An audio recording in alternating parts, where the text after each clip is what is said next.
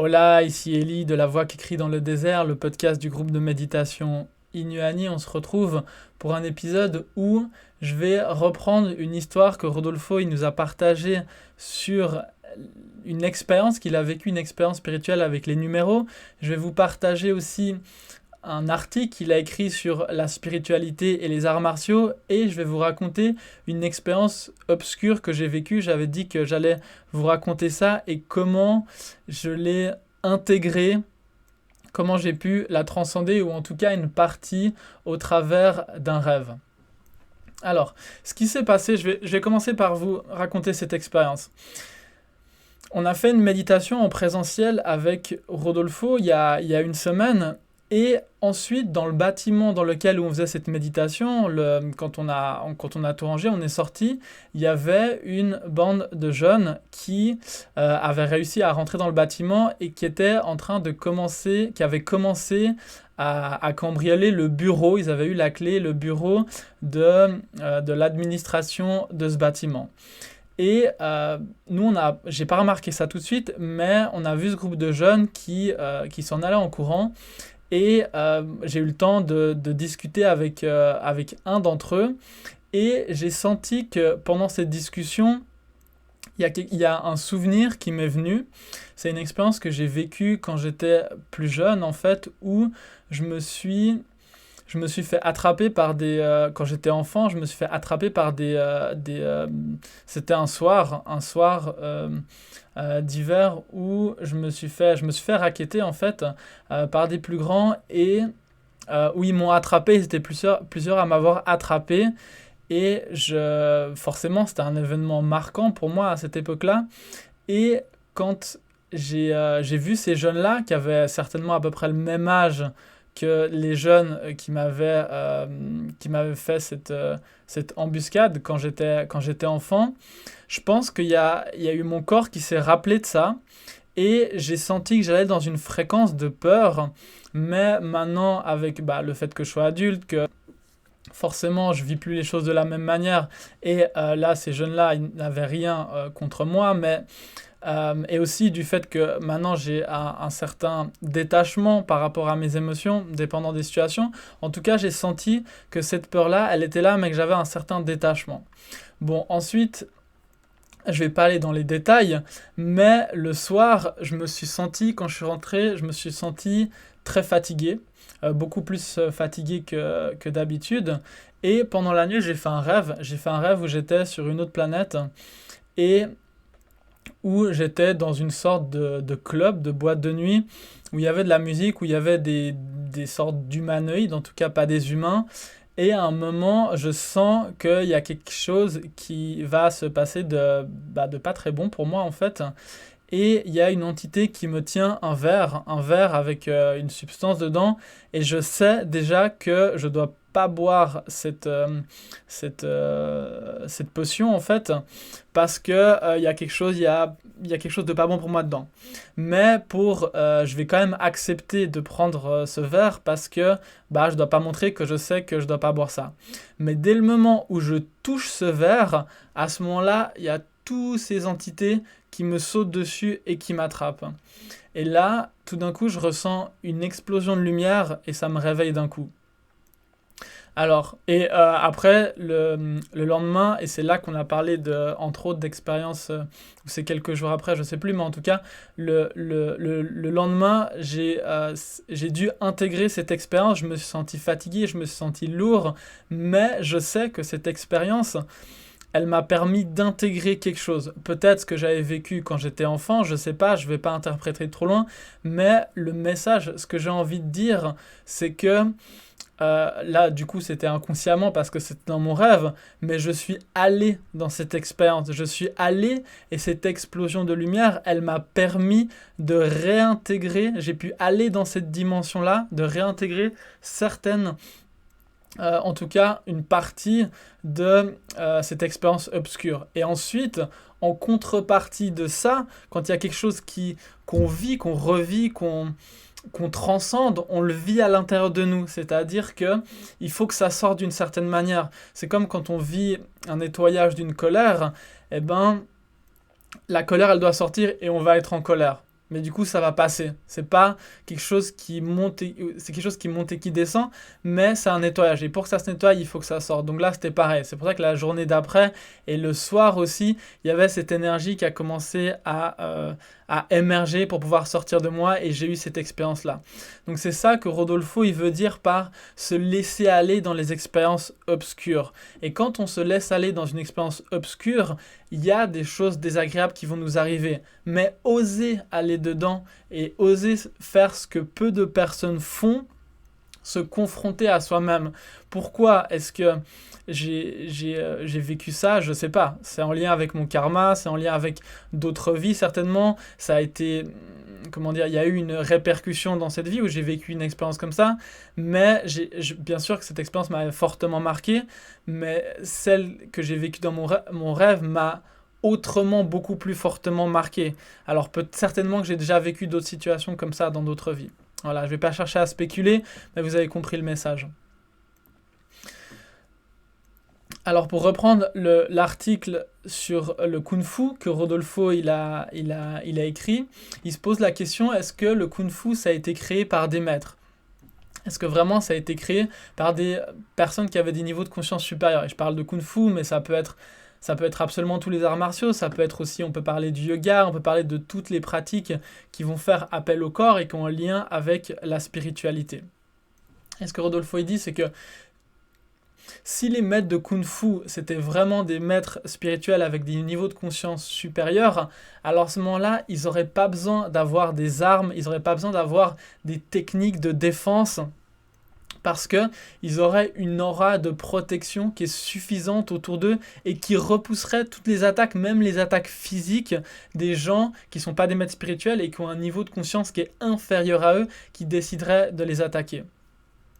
Donc les arts martiaux, toutes les pratiques, toutes les techniques, ça appartient à la dualité, ça appartient aux dimensions des sentiments, des émotions, et tout ça c'est humain mais pas très spirituel, pas spirituel même. Mais on sait que la vie humaine, c'est comme ça, on vit dans un monde où qui est régi par ceux qui sont déjà plus forts physiquement, tous ceux qui sont plus forts mentalement, qui sont plus forts psychologiquement. Ça, c'est les lois qu'il y a, c'est un fonctionnement qu'il y a ici, en tout cas pour l'instant, sur la Terre, avec notre niveau de conscience actuel.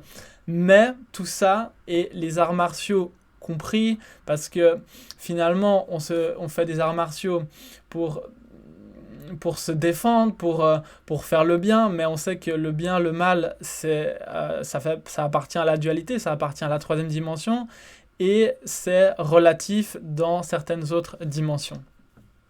Le bien et le mal sont relatifs dans certaines autres dimensions, puis ça fait le lien avec ce que je viens de vous partager avec mon expérience, qui était obscure, mais qui m'a permis réintégrer une partie de moi-même, d'une expérience que j'avais vécue traumatisante où il y avait une partie de moi qui était dissociée. Quand on vit une expérience qui est trop forte, qu'on ne peut pas supporter, il y a une partie de nous qui se dissocie et ça fait que comment dire,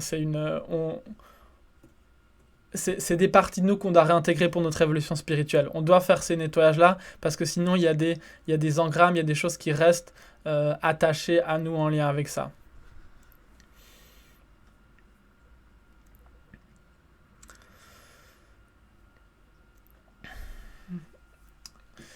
Il y a, en lien avec ces maîtres spirituels qui pourraient avoir une aura de protection suffisante pour arrêter les coups physiques, Rodolfo il explique qu'il y a des millénaires, il y a eu des grands mages, donc des maîtres spirituels. Des mages, c'est des maîtres spirituels qui ont la maîtrise des éléments comme l'eau, le feu, la terre, l'air et d'autres éléments. Et comme quoi, ces mages, ils arrivaient à contrôler la puissance élémentaire à l'intérieur d'eux et ils arrivaient à l'extérioriser sous forme d'énergie ectoplasmique qui s'écoulait de leur pores. Et justement, ça c'est quelque chose dont il parle dans son livre Torquato l'élu et son maître le chaman Nagash. Je trouve que c'est un passage qui est vraiment intéressant. C'est comment la vie elle s'est manifestée sur Terre. Ça c'est une histoire que vous avez certainement jamais entendue. Et comme quoi il y avait des maîtres spirituels qui ont été envoyés sur la Terre pour pouvoir manifester les conditions pour que la vie commence à apparaître. Et donc c'était des maîtres spirituels, certainement des mages, parce qu'ils avaient la maîtrise de ces éléments. Après, il y a eu différentes époques sur la Terre où il y a eu justement peut-être des civilisations comme l'Atlantide, toutes ces choses-là où on ne sait pas trop, où il y a eu certainement aussi des mages, des gens qui avaient des maîtrises, mais ils ont provoqué des cataclysmes avec les pouvoirs qu'ils avaient en fait. Il y avait quelque chose qui n'était pas... ils avaient encore des choses à apprendre par rapport à l'évolution ou je sais pas, je ne veux pas faire trop d'interprétations, mais en tout cas ce qui est clair, c'est qu'ils avaient certains pouvoirs qui ont déclenché des cataclysmes. Pour revenir aux arts martiaux, tout ce qui est enseigné aujourd'hui, donc le message, c'est que c'est plus matériel que spirituel et que ces disciplines, elles ont pour toile de fond le maintien de l'harmonie, la maîtrise de soi. Et ça peut être utilisé pour faire un pont vers la méditation, vers la réflexion, pour aller vers une vraie maîtrise mystique, parce que c'est pas avec des techniques, avec des méthodes, que ce soit les arts martiaux, le yoga ou quoi que ce soit, qu'on va arriver à une maîtrise. Tout ça, ça peut nous aider, ça peut commencer à activer notre univers intérieur, ça peut ramener des petits grains de sable qui vont nous aider pour notre évolution, mais on n'y échappe pas à faire une introspection, à plonger à l'intérieur de soi-même avec une méditation, avec quelqu'un qui nous aide, avec quelqu'un qui nous active les différentes forces dans notre univers intérieur. Alors, la dernière chose que je vais vous partager dans ce podcast, j'espère qu'il ne va pas être trop long, c'est l'expérience que Rodolfo il a eue avec les numéros. Et il nous expliquait que les numéros, ça a une certaine magie depuis toujours. Et quand on parle de magie, c'est toujours en lien avec l'énergétique, avec les éléments, avec la dualité, avec la troisième dimension. Dans d'autres dimensions, je rappelle que 2 plus 2 ne font pas 4, ce que Rodolfo il nous répète souvent. Ça veut dire qu'il y a d'autres logiques, d'autres lois qui ne fonctionnent pas comme dans cette troisième dimension. Une fois, donc Rodolfo, il se posait la question, il était en train de marcher dans une des grandes avenues de Lima, et il se posait la question d'où viennent les numéros, et il a commencé à se représenter le numéro 4, le numéro 3, le numéro 2, le 1, et ensuite à 0, il a disparu, et il n'était plus du tout dans la rue de Lima, il s'est retrouvé avec sa conscience dans un désert de lumière, comme conscience pure, et il a vu son corps qui était en train de girer, qui était en train de tourner avec une énergie dorée au loin. Et il savait qu'il était dans la dualité, mais dans une dimension inconnue, et il ne savait pas comment revenir à son corps. Il a essayé avec son intention de retourner, mais il n'y avait rien qui se passait. Et il a commencé à penser qu'il allait passer tout le reste de sa vie ici. Et quand il a abandonné absolument tout espoir, il a entendu un bruit de métal et tout d'un coup, il est retourné dans son corps et il est retourné dans la rue de Lima, mais il était 1 km et demi plus loin que quand il a eu le début de l'expérience. Et du coup, il s'est posé la question, mais comment il a été protégé pendant qu'il n'était pas là, parce qu'il a dû traverser des routes, il a dû rencontrer des gens, et voilà, comment ça se fait que même s'il n'était pas dans son corps, tout ça se soit passé, et ça lui a fait comprendre que la divinité, elle est absolument partout et tout le temps, et que si c'est pas le moment pour nous de partir, on est protégé. Il y a quelque chose qui nous protège, et il y a des choses qui se passent, même quand notre conscience humaine, elle n'est pas, dans d'autres plans, même quand notre conscience, elle n'est pas nécessairement là. Et comme quoi, la divinité, c'est nous, à la fois c'est nous, et à la fois c'est celle qui contrôle tout.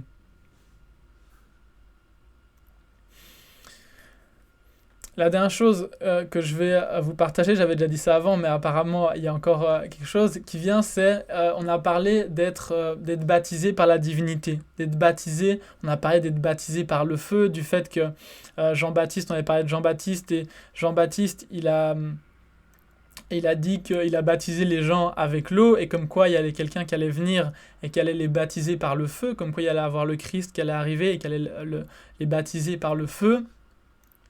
Et comme quoi, Rodolfo il nous partageait qu'il faut conserver ces expériences initiatiques comme un bijou et qu'il faut les garder pour soi, les chérir. On a parlé souvent de coupe de cristal, faire attention à garder cette eau bien pure dans notre coupe de cristal, pas commencer à la diluer avec, voilà, avec toutes nos croyances, toutes nos interprétations, et aussi faire attention à ne pas casser notre coupe de cristal. On sait qu'il y a certaines personnes dans le groupe de méditation qui ont déjà inconsciemment fissuré la coupe de leur évolution spirituelle parce que justement ils avaient certaines interprétations, certaines croyances par rapport à la spiritualité qui ont fait qu'ils ont, ils ont mis pendant un temps en stand-by leur évolution. Bien sûr, il n'y a rien de définitif, on revient, on comprend progressivement qu'est-ce qu'on a fait et notre évolution spirituelle reprend comme la divinité a envie qu'elle reprenne.